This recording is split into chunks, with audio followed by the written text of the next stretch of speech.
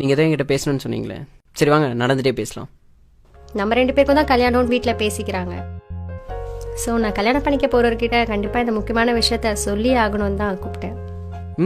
சொல்லுங்கள். நான் காலேஜ் படிக்கும்போது ஒரு பையனை லவ் பண்ணேன். இப்போ இல்லை, இப்போ இல்லை, அது இப்போ பிரேக்கப் ஆயிடுச்சு. சரி, எத்தனை வருஷமாக லவ் பண்ணீங்க? 3 years.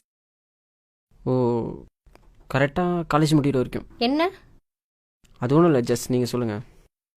நான் தான் ஃபர்ஸ்ட் ப்ரப்போஸ் பண்ணேன், இல்லைன்னு சொல்லலை. But over restrictions.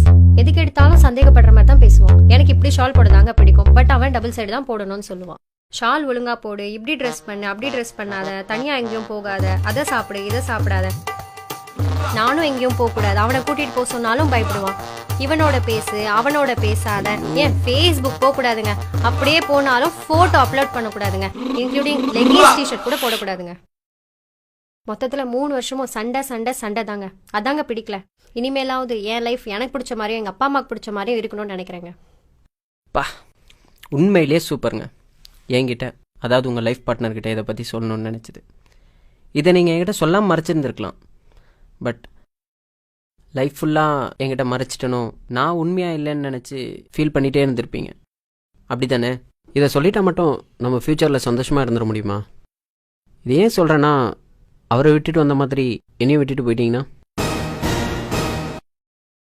நான் என்ன சொல்ல வரேன்னா, அவர் சொன்ன விஷயங்கள்லாம் நானும் சொன்னால் என்ன செய்வீங்க? அவர் சொன்ன எல்லா விஷயங்களுமே உங்களுக்கு ரெஸ்ட்ரிக்ஷனாக மட்டும் தான் தெரியும். ஏன்னா நீங்கள் ஒரு பொண்ணு. ஒரு பையனை அதுக்கு பின்னாடி எவ்வளோ ரீசன்ஸ் இருக்குன்றது எனக்கு தாங்க தெரியும். ஏன் உங்கள் அம்மா சொன்னதில்ல டபுள் சைடு ஷால் போட சொல்லி? நீங்கள் போட்டு போகிற ட்ரெஸ் எல்லாம் பார்த்தா பசங்க எப்படியெல்லாம் பேசுவாங்கன்றது ஒரு பையனா எனக்கு தாங்க தெரியும். நீங்கள் பார்க்குற விதம் தப்பாக இருந்தால் அதுக்கு நாங்கள் என்னங்க பண்ண முடியும்?